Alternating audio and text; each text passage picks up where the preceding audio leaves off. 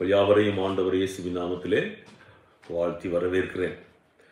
நீதிமொழிகள் 27ஆம் அதிகாரம் முதலாவது வார்த்தை இன்றைக்கு படிச்சிங்கன்னா, இன்றைக்கு 27ஆம் திகதி நான் நினைக்கிறேன் நீங்கள் எல்லாரும் வாசித்திருப்பீர்கள் சொல்லி, இந்த 27ஆம் அதிகாரம் முதலாவது வசனம் சொல்கிறது, நாளைய தினத்தை குறித்து பெருமை பாராட்டதே, ஒரு நாள் பிறப்பிப்பதையே அறியாயேன்னு சொல்லுகிறது. நாளைய தினத்தை குறித்து பெருமை பாராட்டக்கூடாது. ஒரு நாள் பிறப்பிப்பதையே அறியாயே என்று சொல்லி வேதம் சொல்லுகிறது. இந்த ஒரு நாள் நம் வாழ்க்கையில கிடைத்தது குறித்து நாம் சந்தோஷப்படணுமா? இது கர்த்தர் உண்டு பண்ணின நாள், இதிலே களிகூர்ந்து மகிழ கடவது என்று சொல்லி வேதம் சொல்கிறது. ஏனென்று சொன்னால், மனிதனுடைய வாழ்க்கை அது ஒரு புல்லை போல அது வாடி போகுமாம். அந்த புல் காலையில் முளைச்சு மாலையில் இல்லாமல் வாடி போகிற புல்லை போல தான் அவனுடைய வாழ்க்கை. ஒரு புகையை போல. அப்படித்தான் மனிதனுடைய வாழ்க்கை. அப்படி இருக்கிற ஒரு மனிதனுடைய வாழ்க்கையில எப்போ ஒரு உறுதிப்பாடு ஏற்படுகிறது, எப்போ ஒரு நன்மை ஏற்படுகிறது, எப்பொழுது நிச்சயம் ஏற்படுகிறது? இரட்சகர் உள்ளத்திலே வந்த பின்புதான். ஆண்டவர் இயேசு கிறிஸ்து ஒரு மனிதன் ஏற்றுக்கொள்ளும் போதுதான் அவனுடைய வாழ்க்கை உறுதிப்படுகிறது. அவனுடைய நித்திய வாழ்வு அவனுக்குள்ளே உறுதியாக அவனுக்கு கிடைக்கிறதை நாங்கள் பார்க்கிறோம். இயேசு கிறிஸ்துவை அறியும் வரைக்கும் அவனுடைய வாழ்க்கையில ஒரு நிச்சயம் இல்லை. அதான் இந்த வார்த்தை தெளிவா சொல்கிறது, நாளைய தினத்தை குறித்து பெருமை பாராட்டாதே, ஒரு நாள் பிறப்பிப்பதையே அறியாயே என்று சொல்லி வேதம் சொல்லுகிறது. அதே போலதான் யாக்கோபு நிருபம் அதுல 4ஆம் அதிகாரத்தை பார்த்தீங்கன்னா 14-15 சொல்கிறது, நாளைக்கு நடப்பது உங்களுக்கு தெரியாதே, உங்கள் ஜீவன் எப்படிப்பட்டது, கொஞ்ச காலம் தோன்றி பின்பு தோன்றாமற் போகிற புகையை போல் இருக்கிறதே. கொஞ்ச காலம் தோன்றி பிறகு தோன்றாமற் போகிற புகையை போல் இருக்கிறதே. ஆதலால் ஆண்டவருக்கு சித்தமானால் நாங்கள் உயிரோடு இருந்தால் இன்னினதை செய்வோம் என்று சொல்ல வேண்டும் சொல்லுது. அப்ப பாருங்க, மனிதனுடைய வாழ்க்கை இந்த பூமியில எவ்வளவு நிச்சயமற்றதுங்கிறத மனிதர்கள் இன்னைக்கு ஏன் உணராமல் இருக்கிறார்கள்? அது ஏன் அந்த உணர்வு அவர்களுக்குள்ளே வருவதில்லை? அதற்கு என்ன காரணம் என்று சொல்லி பார்த்தீங்கன்னா, ஒரு மனிதனுடைய இருதயத்தை உணர்வடைய செய்கிறது தேவனுடைய வார்த்தை மட்டும்தான். அப்ப இயேசு கிறிஸ்து அவர்தான் வார்த்தை. ஆதியிலே அவர்தான் வார்த்தை. அந்த வார்த்தை தேவனோடு தேவனிடத்தில் இருந்தது. அந்த வார்த்தை தான் மாம்சமாகி கிருபையினாலும் சத்தியத்தினாலும் நமக்குள்ளே வாசம் பண்ணினார் என்று சொல்லி வேதம் தெளிவாக சொல்லுகிறது. இன்னைக்கு உங்களுக்கு தெரியுமா, உலகத்துல ஒரு மனிதனுக்குள்ளே ஒரு ஆத்துமா இருக்குன்னே தெரியாது. ஒரு ஆத்துமா இருக்குன்னே தெரியாது. அதுக்கு நல்ல ஒரு உதாரணம் நீங்க பாத்தீங்கன்னா, வேதத்திலே இந்த லூக்கா 12ஆம் அதிகாரம், ஒரு மனிதன் என்ன செய்யறான், நிலத்தை பயிரிட்டு தனக்கு தேவையான எல்லா தானியங்களையும் ஒரு களஞ்சியத்தில் எப்படி சேர்த்து வைத்து அவன் ஆத்துமாவை வாழ்த்துக்கிறான். ஆத்துமாவே, நீ நீடிய காலமாய் நீ நல்லா புசித்து உண்டு புசித்து சந்தோஷமாய் இருன்னு சொல்லி ஆத்துமாவை வாழ்த்துறான். அப்பதான் ஆண்டவர் சொல்றாரு, அவனை பார்த்து என்ன சொல்றாரு பாத்தீங்களா? அவனை பார்த்து என்ன சொல்றாரு? அவன் எவ்வளவு ஒரு மூடனாய் இருக்கிறான் என்று சொல்லி. இன்றைக்கு அவன் மரிப்பானால் அவன் எங்கே போவான்? இன்றைக்கு அவன் மரிப்பானால் எங்கே போவான்? அதனாலதான் நாம் ஒன்று விளங்கிக் கொள்ளணும், இந்த மனிதனுக்கும் மரணத்துக்கும் இருக்கிற சம்பந்தம் என்ன? இன்னைக்கு மரணத்துக்கு எல்லாரும் பயப்படுகிறோம். காரணம் என்னடா, மரணத்துக்கு பின்பு என்ன நடக்கும், எது நடக்கும் என்று சொல்லி இன்னைக்கு தெரியாமலே எத்தனை பேர் மரித்து போகிறார்கள். அதனால தான் இந்த அறிவு ஒரு மனிதனுக்குள்ள வர வேண்டும் என்றால் முதலில் நாம சத்தியத்தில் உணர்வடைய வேண்டும். அந்த சத்தியம் அதுதான் தேவனுடைய வார்த்தை. அந்த சத்தியத்தில் நாம் உணர்வடையும் போதுதான் நாம் இதை புரிந்து கொள்ள கூடியதாக இருக்கும். நீங்கள் லூக்கா 12ஆம் அதிகாரத்தில் 35வது வசனத்தையும் 35 40 வரைக்குள்ள வசனத்தை படிச்சு பார்த்தீங்கன்னா, உங்கள் அறைகள் கட்டப்பட்டதாகவும் உங்கள் விளக்குகள் எரிகிறதாகவும் தங்கள் எஜமான் கல்யாணத்தில் இருந்து வந்து தட்டும்போது உடனே அவருக்கு திறக்கும்படி எப்பொழுது வருவார் என்று காத்திருக்கிற மனுஷருக்கு ஒப்பாக இருங்கள். எஜமான் வரும்போது விழித்திருக்கிறவர்களாக காணப்படுகிற ஊழியக்காரரை பாக்கியவான்கள். அவர் அறை கட்டி கொண்டு அவர்களை பந்தியிருக்க செய்து சமீபமாய் வந்து அவர்களுக்கு ஊழியம் செய்வார் என்று மெய்யாகவே உங்களுக்கு சொல்லுகிறேன். அவர் 2ஆம் ஜாமத்திலாவது 3ஆம் ஜாமத்திலாவது வந்து அவர்கள் அப்படியே இருக்க கண்டால் அவ்வூழியக்காரர் பாக்கியவான்கள். திருடன் இந்த நேரத்தில் வருவான் என்று வீட்டஜமானுக்கு தெரிந்திருந்தால் அவன் விழித்திருந்து தன் வீட்டை கண்ணமிட ஓட்டான் என்று அறிந்திருக்கிறீர்கள். அந்தபடியே நீங்கள் நினையாத நேரத்தில் மனுஷகுமாரன் வருவார். ஆகையால் நீங்களும் ஆயத்தமாயிருங்கள் என்று சொல்கிறது. அதனால்தான் எந்த நேரத்திலே ஆண்டவர் இயேசு வருவார் என்கிறத நாம் விழித்திருந்து காத்து அதை பற்றி எந்த நேரத்தில் வருவார் என்ற மனுஷகுமாரனுக்கே தெரியாது, இயேசுக்கே தெரியாதவர் எந்த நேரத்தில் வருவார் என்று அது பிதா ஒருவருக்கு தான் தெரியும். அதனால்தான் இன்றைக்கு அப்படி இருக்கும்போது இன்றைக்கு நாம் கர்த்தருடைய பிள்ளைகளே நம்முடைய வாழ்க்கையை குறித்து, நம்முடைய நித்திய ஜீவனை குறித்து, நமக்குள் இருக்கிற ஆத்துமாவை குறித்து நாம் அறிவில்லாமல் இருப்போமானால் அது எவ்வளவு வேதனையான ஒரு விஷயம். இன்னைக்கு நாளைய தினத்தை குறித்து நீ பெருமை பாராட்டதின் வேதம் தெளிவாக இந்த 27ஆம் அதிகாரம் நீதிமொழிகள் 1ஆம் வசனத்தில் சொல்லுகிறது. அதனால்தான் ஒவ்வொரு நாளும் நமக்கு கிடைக்கிறது, அந்த நாள் நமக்கு அதில் வாழ்ந்து சந்தோஷப்பட்டோம்னா அது பெரிய ஒரு காரியம். எந்த நேரத்தில் எந்த நாளிலே என்ன நடக்கும், எந்த மனுஷன் மரிப்பான்னு தெரியாது. ஆனால் கிறிஸ்துவுக்குள்ளே இருக்கிறவர்களுக்கு ஒரு திடமான நம்பிக்கை இருக்கிறது. அவர் இன்றைக்கு மரித்தாலும் தேவனுடைய வீட்டிலே அவர் இருப்பார். அதனாலதான் யோவான் 14ஆம் அதிகாரத்தில் சொல்கிறது, நான் போகிறது நல்லது, நான் போய் உங்களுக்கு நீங்கள் தங்கும்படியான வாசஸ்தலங்களை உங்களுக்கு நான் ஆயத்தப்படுத்துகிறேன், நான் போய் திரும்பி வருவேன், உங்களை அழைத்து செல்வேன் சொல்லி சொல்றார். அப்ப நாம் இந்த உலகத்துக்குரியவர்கள் அல்ல. மனுஷன் இந்த உலகத்திலே நிரந்தரமா வாழ அழைக்கப்பட்டவன் இல்லை. அவன் தேவனோடு தேவ ராஜ்யத்திலே அவன் நித்தியமாக வாழ அழைக்கப்பட்டவன். அதனாலதான் இந்த நித்திய ஜீவனை குறித்து நமக்கு அறிவில்லாதபடியால தான் நாம் என்ன நினைக்கிறோம், இன்றைக்கு இந்த நாள்ல அதை செய்வோம், இதை செய்வோம், அப்படி உழைப்போம், அதை கட்டுவோம், இதை வாங்குவோம், அப்படியான ஒரு எண்ணங்களோடு இன்னைக்கு மனுஷன் வாழ்ந்து கொண்டிருக்கிறான்.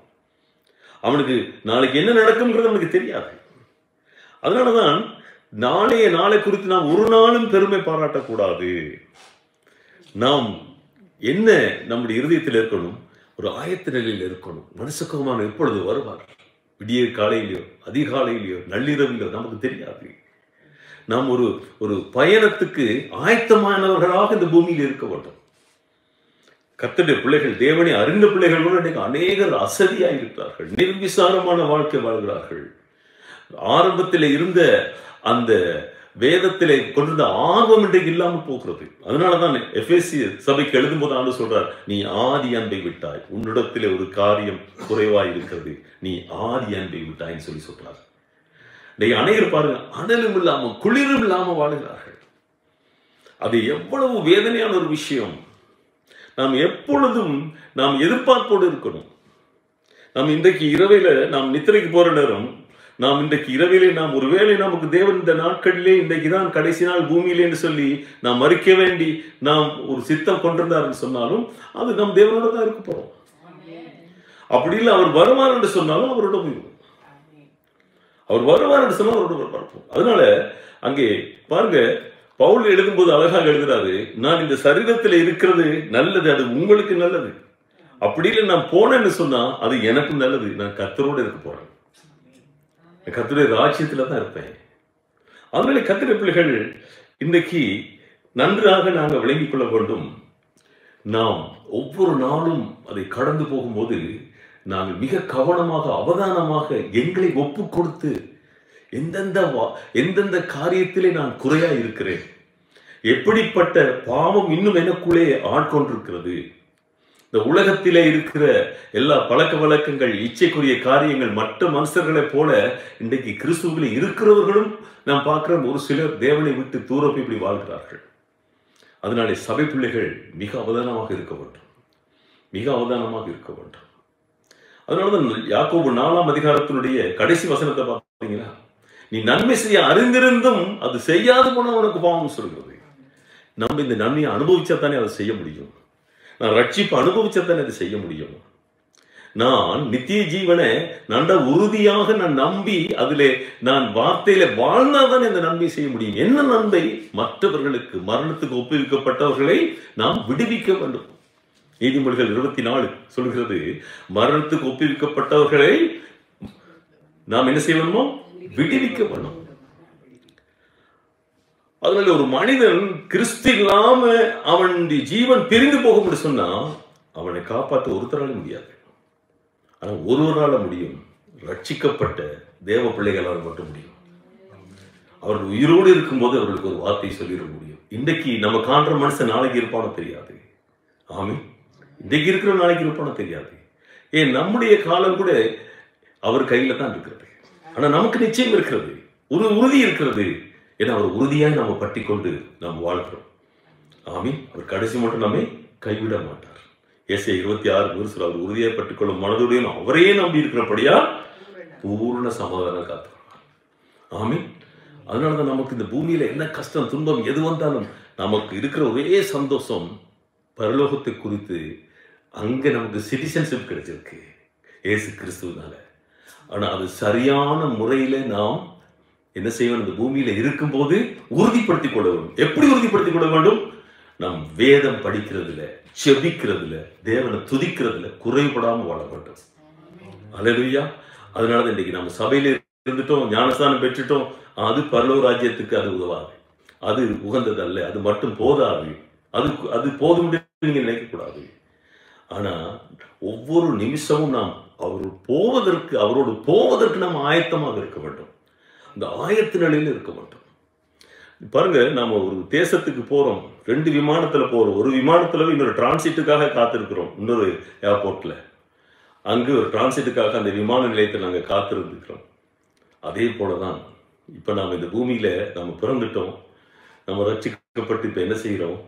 இப்ப காத்திருக்கிறோம். எது விமானம் எப்போ வரும்னு தெரியாது. அது ஒரு டிரான்சிட்டுக்கு காத்திருக்கிறது போலதான் காத்திருக்கிறோம். ஏன்னா நமக்கு இந்த பூமி சொந்தம் அல்ல, நம்முடைய சொந்த ராஜ்யம் பரலோகம். ஆமீன்.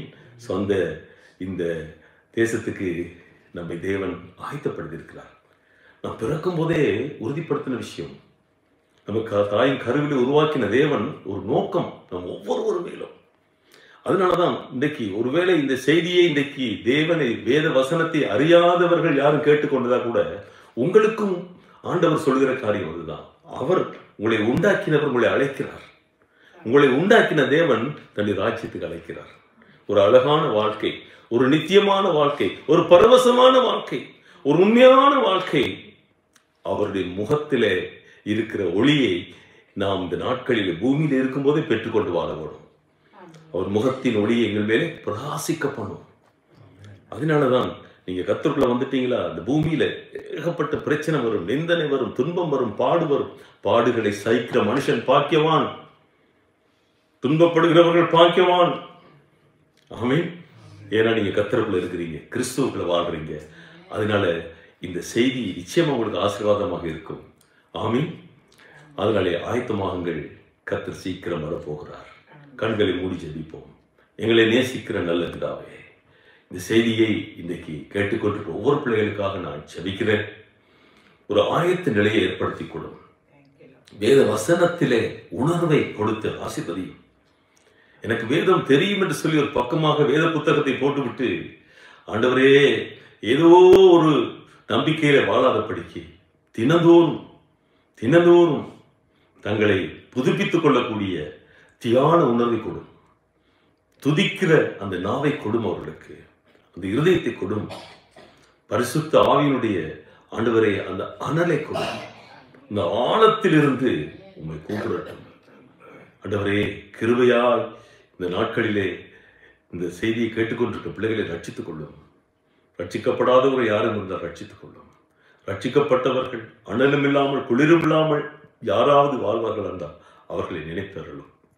உங்களுடைய அன்பின் கரத்தில் ஒப்பு கொடுத்து ஜெபிக்கிறேன், ஆசீர்வதிக்கிறேன். இயேசுவின் நாமத்தில் பிதாவே, ஆமீன், ஆமீன்.